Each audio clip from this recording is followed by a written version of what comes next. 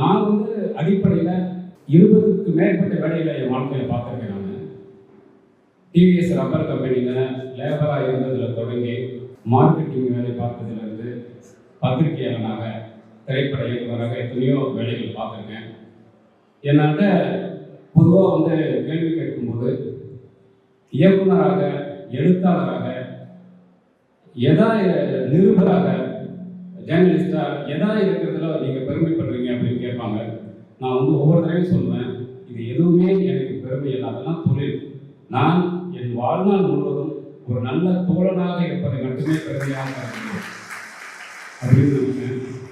என்னோட குடும்பம் ஒரு திராவிட இயக்க பின்னணியில் வந்த குடும்பம், திருவாரூர் பக்கத்தில். ஆனால் நான் சிறு வயதிலேயே என்னை ஒரு இடதுசாரி இயக்க பின்புலத்தில் இடதுசாரியால் இயக்கத்தால் ஈர்க்கப்பட்ட ஒருவனாக வளர்ந்து என்னை நான் ஒரு கம்யூனிஸ்டாக வரைத்து கொண்டது அப்படிங்கிறது ஏன் அப்படின்னு நான் நினச்சி பார்க்குறேன். உண்மையிலே ஏன் நான் என்னை ஒரு கம்யூனிஸ்டாக இன்று வரைக்கும் தக்க வைத்துக் கொண்டிருக்கிறேன், நான் ஒரு கம்யூனிஸ்ட் என்று சொல்வதில் பெருமைப்படுகிறேன் அப்படின்னு சொன்னால், உண்மையிலே யோசிச்சு பார்த்தா பர்சனலாக எல்லா அயோக்கியத்தனங்களும் செய்கிற ஒரு சாதாரண தனி மனிதன் தான். நான் செஞ்ச ஒரு தனி மனிதன் தான். கெட்ட பழக்கங்கள் உள்ள, சொல்லப்போனால் தனி மனித உறவுகளில் நிறைய தடுமாற்றங்கள் உள்ள ஒரு பலவீனம் இருக்க ஒரு மனிதன் தான் நான். ஆனால் பொது சமூகத்தில் குறைந்தபட்ச அறத்தோட இருக்கணும் அப்படின்னு விரும்புகிறாங்க நான். அப்போ யார் பக்கத்தில் நின்னா எனக்கு பெருமையோ அவங்க பக்கத்தில் நான் நிற்கணும்னு நினைச்சேன். ஒரு கலைஞனாக, ஒரு மனிதனாக, ஒரு சமூக விலங்காக, நான் ஒரு கம்யூனிஸ்டாக இடதுசாரி இயக்கத்தின் பக்கத்தில் நிற்பதால் மட்டுமே என்னை ஒரு பெருமையாக நான் நினைக்கிறேன். வேற யோசிச்சு பார்த்தா வேற எந்த இயக்கத்து பக்கத்துல இன்னைக்கு எந்த கட்சி பக்கத்துல நின்னாலும் அது மனிதமான ஒரு விஷயமா தான் எனக்கு இருக்கும். தோழர்களே, இன்றைக்கு சோசியலிசமே மாற்று, சோசியலிசம் மட்டுமே மாற்று இந்தியாவில். ஏன்னா உலகம் முழுவதும் கம்யூனிஸ்ட் இயக்கங்கள் வெவ்வேறு சவால்களை சந்தித்திருக்கின்றன. ஆனால் இந்தியாவில் மட்டும்தான் மிகப்பெரிய சவால்களை இடதுசாரி இயக்கங்கள் சந்தித்தன, இன்றைய வரை சந்தித்துக் கொண்டிருக்கிறது. அது காரணம் என்னன்னா, இந்தியாவில் மட்டும்தான் தொடர்ந்து வர்க்க பிரிவினைக்கு எதிராகவும் வர்ணாசிரம பிரிவினைக்கு எதிராகவும் ஒரே நேரத்தில் தொடர்ந்து போராடக்கூடிய ஒரே இயக்கமாக கம்யூனிஸ்ட் இயக்கம் மட்டும்தான். நீங்க வர்க்க பிரச்சனையையும் சாதிய பிரச்சனையையும் பிரித்து பார்க்காம ரெண்டையும் ஒன்றோடு ஒன்று பின்னி பிணைந்தது அப்படிங்கிற விஷயத்தையும், வர்க்க பிரிவினையை அகற்றாமல் சாதிய பிரிவினை அகற்ற முடியாதுங்கிற ஒரு பெரிய உண்மையை இன்றைக்கு வரைக்கும் சொல்லிக்கொண்டே இருக்கக்கூடிய ஒரு இயக்கமாகவும், இன்றைக்கு வரைக்கும் களத்தில் நின்று முதல் ஆளாக நல்ல இன்னைக்கும் டெல்லியில ஒரு புல்டோசர் வந்தா போய் நிற்கிற முதல் ஆள் நம்ம ஆள் தான். முதல் ஆள் கம்யூனிஸ்ட் தான். வெண்மணியிலிருந்து வேங்கைகள் வரைக்கும் எங்கு சாதிய பாடு வந்தாலும் முதல் ஆளாக நிற்பது நம்முடைய தோழர்கள் தான். அதே மாதிரி பஞ்சாலை பிரச்சனையிலிருந்து சாம்சங் பிரச்சனை வரைக்கும் தொழிலாளர்களுக்கு எது ஒன்றாலும் முதல் ஆளாக போய் நிற்பது கம்யூனிஸ்ட் இயக்கம் தான். ஏன்னா கேபி தோழரை சிபிஎம் அலுவலகத்தில் முதல் முறை சந்தித்த போது நான் மிகவும் பெருமையாக அந்த தருணங்கள் அது ஒன்று அவருக்கு தெரியாது. ஏன்னா மக்களோட களத்தில் நின்று எவ்வளவு விஷயங்கள் தன் ஒவ்வொரு நாளையும் அதற்காக அர்ப்பணிக்கிறது இல்லையா, அது ஒரு கம்யூனிஸ்ட் தவிர வேற யாராலுமே முடியாது. நிச்சயமா அது ஏன்னா தோழர்களே, இன்றைக்கு நாம ரொம்ப முக்கியமா சந்திக்கக்கூடிய ஒரு சவால் அப்படிங்கிறது இந்த எலக்ட்ரல் பாலிடிக்ஸ் தான். முழுக்க முழுக்க முழுக்க முதலாளிகள் நடத்தக்கூடிய ஒரு தேர்தல். இன்னைக்கு ஒரு கட்சி ஆரம்பிக்கிறோம். கட்சி ஆரம்பிச்சா நாம யாரை ஃபர்ஸ்ட் சந்திக்கணும்? நீங்க ஒரு கட்சி ஆரம்பிக்கிறீங்க, யாரை போய் சந்திக்கணும்? மக்களை தானே சந்திக்கணும். ஆனா இன்னைக்கு கட்சி ஆரம்பிச்சா முதல்ல சந்திக்கிறது தேர்தல் தீப வகுப்பாளர். எனக்கு புரியவே இல்லை, ஒரு இயக்கம் ஒரு கட்சி தேர்தலை சந்திக்கிறதுக்கு மக்களை தானே சந்திக்கணும், பிரச்சாரம் பண்றதுக்கு எதுக்கு விளம்பரம் பண்ணணும்? எனக்கு புரியவே இல்லை. விளம்பரம்ங்கிறது என்ன? நீங்கள் மக்களுக்காக செய்யக்கூடிய செயல் தானே விளம்பரம் இல்லையா? நம்ம ஒரு கம்பெனி ஆரம்பிக்கல, ஒரு சினிமா எடுக்கல இல்லையா, நம்ம ஒரு ப்ராடக்ட் பண்ணலாம். ஆனா இன்றைக்கு அரசியல் என்பது ஒரு மிகப்பெரிய வியாபாரமாக மாறிவிட்டது. பிஜேபி ஒரு எலெக்ஷனை சந்திக்கிறதுனா 25,000 கோடிக்கு மேல செலவு பண்ணுது. அப்ப எத்தனை ஆயிரம் கோடிகள் அவங்க எடுப்பாங்க? எப்போ வந்து எலக்ட்ரல் பாண்டை வந்து பணம் வாங்கிக்கிட்டு ஒரு எலெக்ஷனை நடத்த ஆரம்பிச்சாங்களோ அப்போவே வந்து ஒட்டுமொத்தமாக அரசியல் வந்து முதலாளிகளின் கையில் போயிடுச்சு. ஆனால் இதற்கு நடுவில் மக்களுக்காக நிற்கக்கூடிய எந்த விதமான பணத்தையும் எதிர்பார்க்காமல் சும்மா யாராவது வந்து 5 கோடி வாங்கிட்டாங்க 10 கோடி அப்படிலாம் வாங்கிட்டா நாங்கள் எப்பயோ இந்தியாவே வாங்கியிருப்போம்டா, அவ்வளோ காசு வாங்கியிருக்க முடியும். ஆனால் இன்றைக்கும் மக்களுக்காக தெருவில் நின்று மக்களிடம் முந்திய நேர்த்தி காசு வாங்கி மக்களுக்காகவே நிற்கக்கூடிய ஒரே இயக்கம் இது. ஓப்பன் இவ்வளவு டிரான்ஸ்பரன்சியான ஒரு இயக்கம் எனக்கு தெரிஞ்சு இந்தியாவிலே கிடையாது. அப்படி வந்து நிற்கக்கூடிய ஒரே இயக்கமாக பணத்தை ஒரு ஆயுதமாக நினைக்காமல் மக்கள் அரசியலை முன்னெடுக்கக்கூடிய ஒரே இயக்கமாக கம்யூனிஸ்ட் இயக்கம் மட்டும்தான் இருக்கு. அதனாலதான் கம்யூனிஸ்ட் இயக்கம் வந்தால் மட்டும்தான் மக்களுக்கான அரசியல் சாத்தியமாகும். இப்போ ஏன் போன ஒரு 2 வாரங்களுக்கு முன்பு வடசென்னை கம்யூனிஸ்ட் அலுவலகத்தில் வந்து ஒரு 100 ஐடி இளைஞர்களோட ஒரு சந்திப்பு நடந்தது. அதுக்கு வடசென்னை மாவட்ட சரவண கம்பன் வந்து அழைத்திருந்தார்.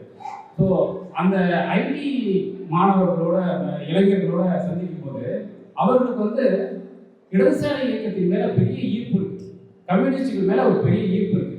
ஆனா அவங்க கம்யூனிஸ்டாக மாறுவதில் நிறைய தடுமாற்றம் இருக்கு. அதுக்கு என்ன காரணம்னா, இன்றைக்கு பொதுவாக நான் இதை வந்து தோழர்கள்ட்ட வந்து பொதுவாக பேசணும்னு நினைக்கிறேன், ஓப்பனாக பேசணும்னு நினைக்கிறேன். பொதுவாக மக்களுக்கு வந்து கம்யூனிஸ்ட்கள் மேல இருக்கிற அபிப்பிராயம் என்னன்னா, அவங்க ரொம்ப நல்லவங்க அப்படிங்கிறது. ரொம்ப நல்லவங்கன்னு சொல்லி கம்யூனிஸ்டுகளை மியூசியத்தில் வைக்கிற வேலையை இனிமேலும் பார்க்கக்கூடாது அப்படிங்கிறது தான் ரொம்ப முக்கியமான விஷயமா இருக்கு. ஏன்னா ரொம்ப நல்லவனா ஓட்டு போடுறான், ரொம்ப நல்லவன் தானே அவனுக்கு தலைவனா வரணும். ஆனா அப்படியான ஒரு புனிதப்படுத்தல் இருக்கு இல்லையா, அந்த புனிதப்படுத்தலை உடைக்கிறது தான் மிக முக்கியமான வேலையாக இருக்கணும்னு நான் நினைக்கிறேன். அந்த இளைஞர்களிடம் அப்படியான ஒரு விஷயம்தான் இருந்தது. அதை தாண்டி இன்றைக்கு கம்யூனிஸ்ட் இயக்கத்தை நோக்கி பல இளைஞர்களுக்கு ஒரு ஈர்ப்பு இருக்கிறது. அதை எப்படி வெகுஜனமயப்படுத்துவது அப்படிங்கிறது தான் இன்றைக்கு இயக்கும் தீவிரமான செயல்களை முன்னெடுக்க வேண்டும் அப்படின்னு நான் நினைக்கிறேன். அது கலை ரீதியாகவும் நான் தோழர்கள் வந்து பர்சனலாக பேசும்போது இன்னும் இளைஞர்களிடம் இந்த கம்யூனிஸ்ட் இயக்கத்தின் செயல்பாடுகளை கொண்டு செல்வதற்கு கலை ரீதியாகவும் கலப்பரன் தோழர்கள் எனக்கு தெரியும். வெகு காலமாக கலை தளத்தில் வந்து மிக சிறப்பாக செயல்பட்டு கொண்டிருக்கிறோம். அது இன்னும் எப்படி இன்றைக்கு வரக்கூடிய இளைஞர்களிடம் எடுத்து செல்வது அப்படிங்கிறது ஒரு மிக முக்கியமான பணியாக இருக்கும் அப்படின்னு நான் நினைக்கிறேன். ஏன்னா அந்த இளைஞர்களிடம் கம்யூனிஸ்ட் இயக்கத்தின் வரலாற்றை, கம்யூனிஸ்ட் இயக்கத்தின் சிந்தனையை, அவர்களுடைய அஜெண்டாவை இன்னமும் ஈர்ப்புடையதாக மாற்றி எடுத்து செல்வதற்கு கலைத்தளம் வந்து ஒரு முக்கியமான விஷயமாக இருக்கிறது. இசையின் மூலமாகவும் கலையின் மூலமாகவும் இந்த அரசியலை எடுத்து செல்வதுங்கிறது மிக முக்கியமான விஷயமாக இருக்கும்னு நினைக்கிறேன். அதற்கு வந்து என்னால் முடிந்த ஒரு சிறிய பங்கை என் வாழ்நாள் முழுவதும் நான் செய்து கொண்டிருப்பேன் அப்படிங்கிறத வந்து நான் இந்த நேரத்தில் இந்த மேடையில் சேர்த்துருப்பேன். இன்னும் ஏராளமான இளைஞர்கள் வந்து இதை நோக்கி வர வேண்டும். ஏன்னா இன்னைக்கு வந்து நமக்கு தெரியும், இன்றைக்கு கூட அவுரங்கசீப் நினைவிடத்தில் ஒரு கலவரத்தை உருவாக்குவதற்கு நினைக்கிறார்கள். இப்படி வந்து தொடர்ந்து மனிதர்களை பிரித்து பிரித்து பிரித்து இந்தியாவை மிக மோசமான இடத்துக்கு கொண்டு செல்லும் பாசிசத்துக்கு எதிரான ஒரு மிகப்பெரிய சக்தி வந்து கம்யூனிசம் மட்டும்தான். மற்ற எல்லாமே வந்து ஒரு இனவாதம், ஒரு குறுகிய வாதம், அதுக்குள்ளே அடைக்கப்பட்ட ஏராளமான பேர் இருக்கிறார்கள். ஆனால் அதையெல்லாம் தாண்டி மானுட சமுத்திரம் நானென்று கூறுவது அப்படிங்கிற ஒரு மிகப்பெரிய பார்வையை வந்து மார்க்சியை மட்டும்தான் நமக்கு அளிக்கும். மார்க்ஸ் வந்து எல்லாத்தையும் உள்வாங்கி கொண்ட ஒரு மிகப்பெரிய லைட் அப்படிதான் நான் நினைக்கிறேன். அதை வந்து ஒவ்வொரு லேண்டுக்கும் அதை எடுத்து வருவது அப்படிங்கிறது மிக முக்கியமானது. இன்றைக்கு இந்த லேண்ட்ல வள்ளலாரை, வைகுண்டரை, ராமானுஜரை கூட முழுமையாக கம்யூனிஸ்ட் இயக்கம் தான் உருவாங்கியிருக்குன்னு நான் நினைக்கிறேன்.